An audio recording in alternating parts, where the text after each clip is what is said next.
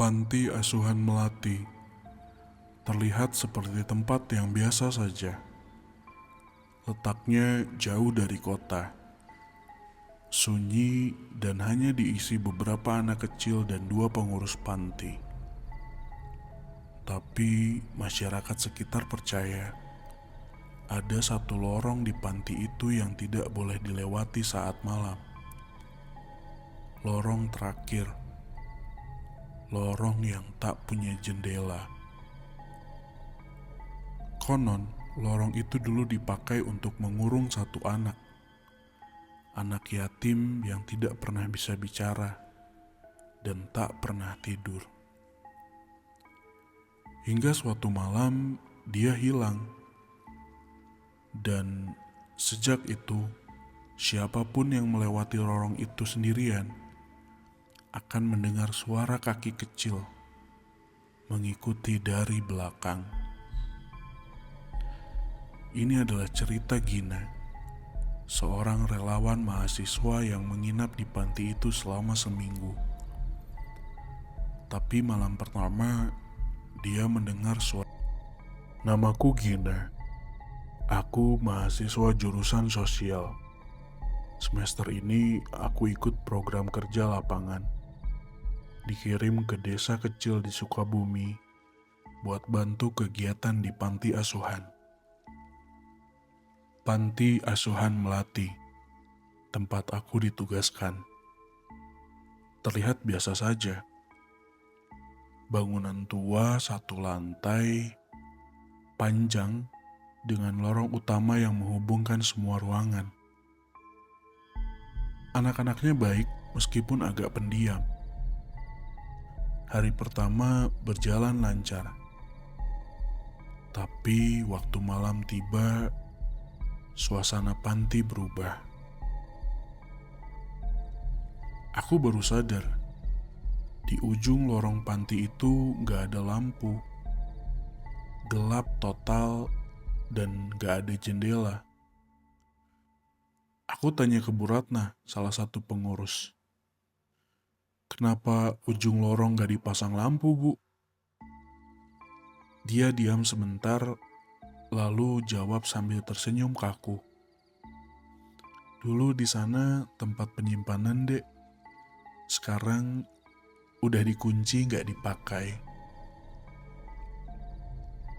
Tapi malamnya waktu aku ke dapur ambil air, aku dengar suara dari lorong itu. Tok, tok, tok.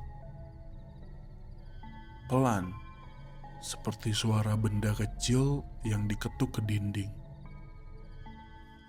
Awalnya kupikir itu kucing, tapi suara itu konsisten. 3 ketukan, berhenti, lalu 3 lagi. Aku dekati pelan-pelan bawah senter. Tapi waktu sinar senter nyorot ke ujung, aku ngelihat sesuatu lari cepat ke balik dinding. Badannya kecil, rambutnya panjang, dan kakinya cuma 1. Aku langsung mundur. Besoknya aku tanya ke anak-anak. Mereka awalnya diam. Tapi salah satu anak, Dani namanya, berbisik ke aku. Itu Kak Reno. Kak, dia dulu tidur di lorong itu. Gak pernah keluar. Terakhir kami lihat kakinya dipotong. Sama orang gila yang masuk panti. Aku kaget. Tapi waktu aku tanya Bu Ratna lagi, dia langsung seperti marah. Jangan percaya omongan anak kecil. Di sini semua aman. Tapi jangan pernah tidur dekat ujung lorong. Ingat itu ya. Malam kedua, aku tidur di ruang relawan, dekat sekali dengan lorong terakhir. Jam 2 pagi, aku kebangun karena suara benda jatuh. Tapi bukan dari dapur, dari dalam lorong gelap itu.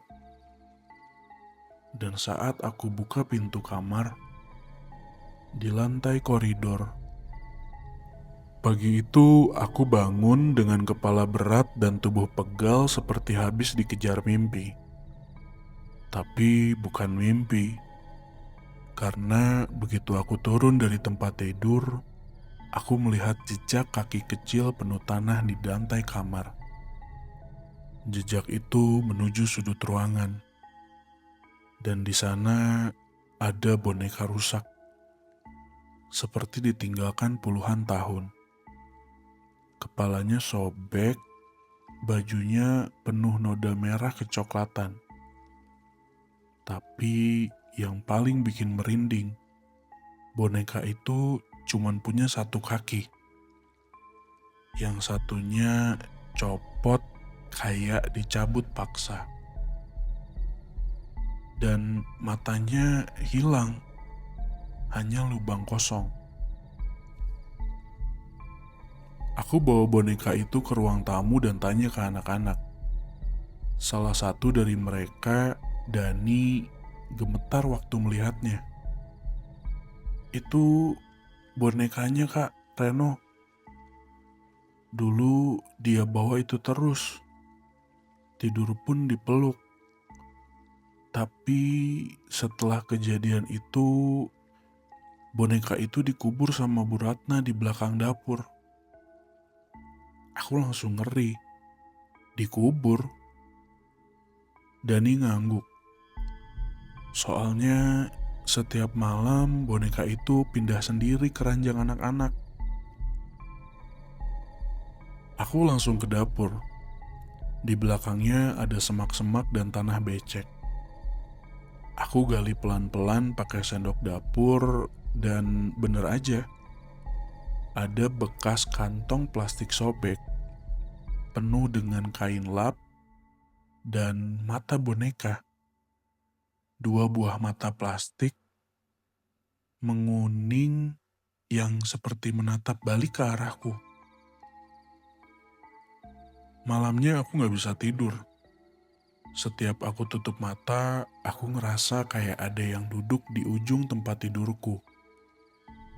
Nafas kecil dan seperti kedinginan. Tapi aku gak berani buka mata. Jam 2:43 pagi, aku dengar suara. Main sama aku. Aku buka mata. Boneka itu sekarang di atas perutku.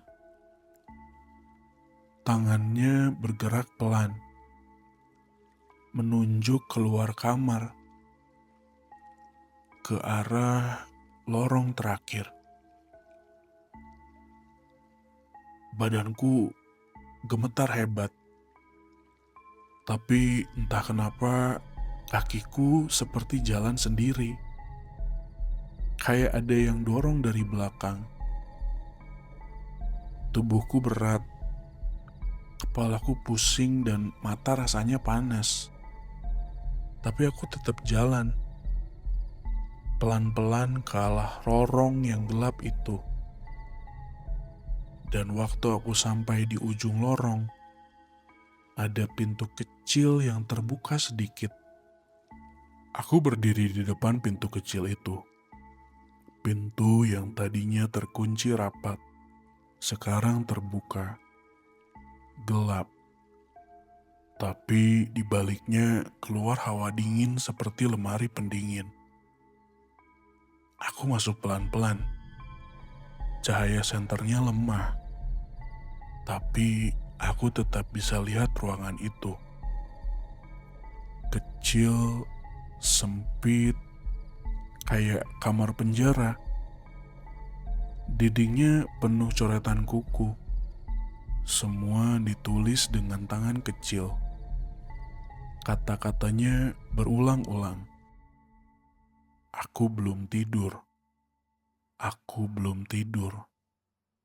Aku belum tidur. Di tengah ruangan ada sebuah ranjang besi tua. Catnya mengelupas.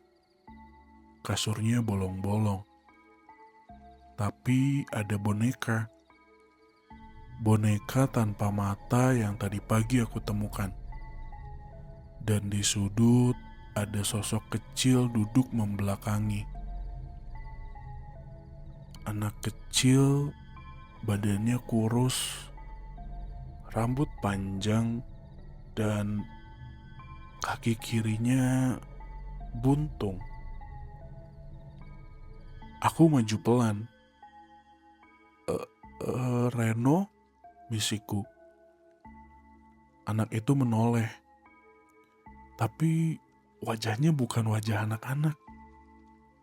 Kulitnya mengelupas, matanya kosong, dan mulutnya robek sampai ke pipi.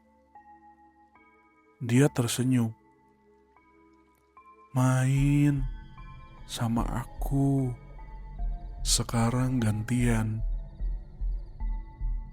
Tiba-tiba pintu kamar tertutup dengan sangat kencang. Gelap total. Aku menjerit, lari ke pintu. Tapi terkunci dari luar. Gak ada lagi jalan keluar. Dan Reno mulai bergerak ke arahku pelan. Menyeret kakinya. Setiap dia mendekat, suara napasnya makin berat. Kamu baik. Kamu temenin aku aja. Tidur bareng. Selamanya. Aku mendorong ranjang, lempar boneka, apapun supaya bisa kabur. Tapi semuanya sia-sia. Dan saat dia menyentuh leherku, semua ruangan berputar. Aku pingsan. Aku bangun pagi harinya. Udah di ruang tamu panti. Anak-anak ngeliatin aku. Bu Ratna duduk di samping. Tapi wajahnya kosong dan hampa. Apa yang terjadi semalam? Tanyaku pelan. Bu Ratna menjawab sambil menunduk. Reno sudah tidur sekarang. Tapi setiap 10 tahun, dia akan bangun lagi untuk mencari teman main baru. Aku terdiam. Dan waktu aku pulang dari panti sore itu, aku lihat ke kaca spion mobil. Boneka tanpa mata itu duduk di kursi belakang. Tersenyum.